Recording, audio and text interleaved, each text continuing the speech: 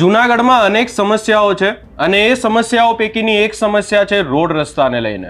આ વાતને લઈને આપણે અનેકવાર જોયું છે કે જૂનાગઢમાંથી સવાલો ઊભા થાય છે, પરંતુ આ તમામ કાર્યવાહી કેવી રીતે થાય છે?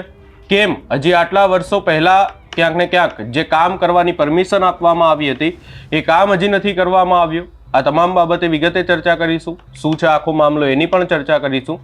નમસ્કાર, હું છું ઉજ્જવલ અને આપ જોઈ રહ્યા છો નિર્ભય ન્યૂઝ।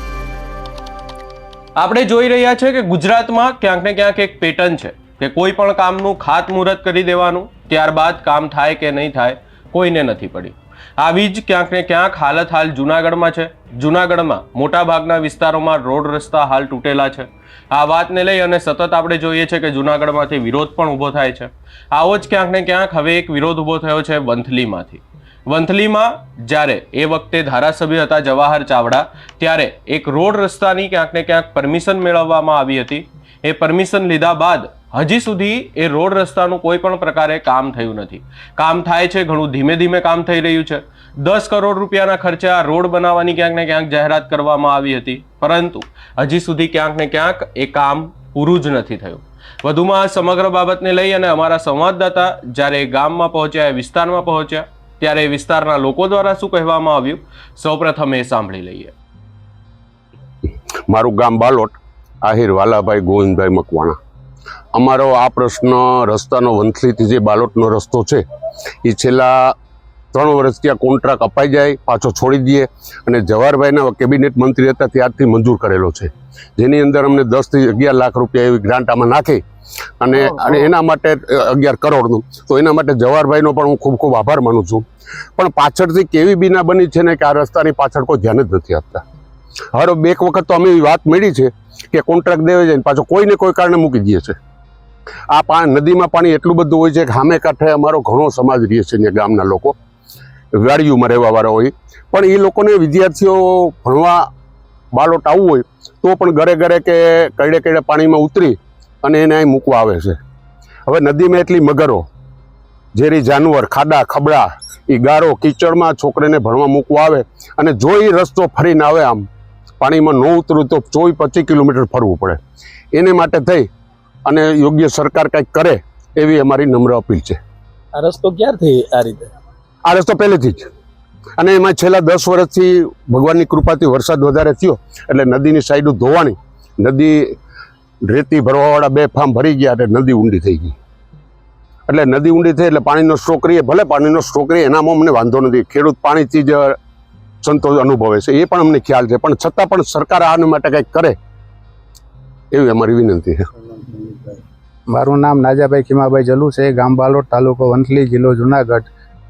અહીંથી અમારે આ નદીની અંદર હું તમને કહી દઉં કે 3 કિલોમીટરનો રસ્તો મંજૂર થઈ ગયેલો 2022માં છે, છતાં પણ હજી રોડનું કામ ચાલુ થયું નથી। અને નદીમાં દર વખતે હું તમને કહી દઉં મોટું પૂર આવવાથી બધી માણસોને, ખેડૂતોને જવા માટે એ તકલીફ પડે છે, વંથલી જવા માટે તકલીફ પડે છે। સામેનો રોડ છે એ હું તમને કહી દઉં 9 કિલોમીટર થાય છે, આ 3.5 કિલોમીટર થાય છે। મંજૂર થઈ ગયા હોવાથી હજી પણ કોઈ કામ નથી થયેલ, એટલા માટે હું તમને કહી દઉં ખેડૂતને બહુ તકલીફ પડે છે અને 70% ખેડૂતની જમીન છે એ પડતર રહે છે।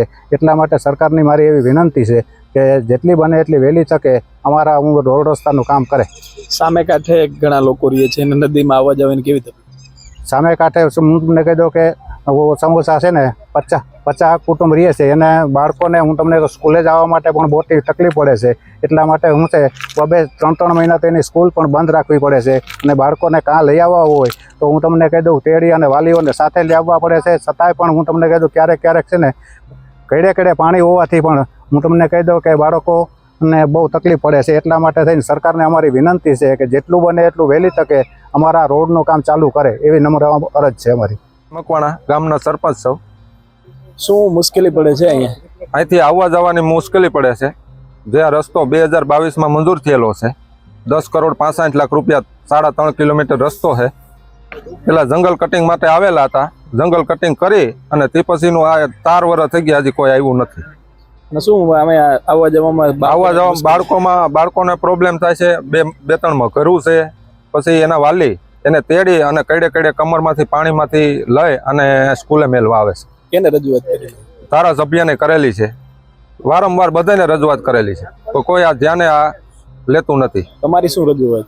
મારી આ જ રજૂઆત છે કે વહેલા કામ પૂરું થાય અને ચાલુ થઈ જાય એટલે ગામને એમ થાય કે ના કામ ચાલુ થયું છે. અહીંયા લોકો દ્વારા એક જ વાત કરવામાં આવી રહી છે કે 2022માં મંજૂર થયેલું કામ હજી સુધી નથી કરવામાં આવ્યું. એ વાતને લઈ અને રજૂઆત કરવામાં આવે તો પણ કોઈ સાંભળતું નથી. આટલો ટાઈમ થઈ ગયો, આટલો સમય થઈ ગયો, હજી સુધી એ કામ પૂરું કેમ નથી કરવામાં આવ્યું, એ પણ ક્યાંક ને ક્યાંક એક મોટો પ્રશ્ન છે. વિરોધ કરવામાં આવી રહ્યા છે પરંતુ કામ પણ હજી સુધી પૂરા નથી થઈ રહ્યા. આ સમગ્ર બાબતે આપનો શું અભિપ્રાય છે અમને કમેન્ટ કરી જરૂર જણાવશો. અમારી ચેનલ નિર્ભય ન્યૂઝને લાઇક, શેર, સબસ્ક્રાઇબ કરવાનું ભૂલશો નહીં.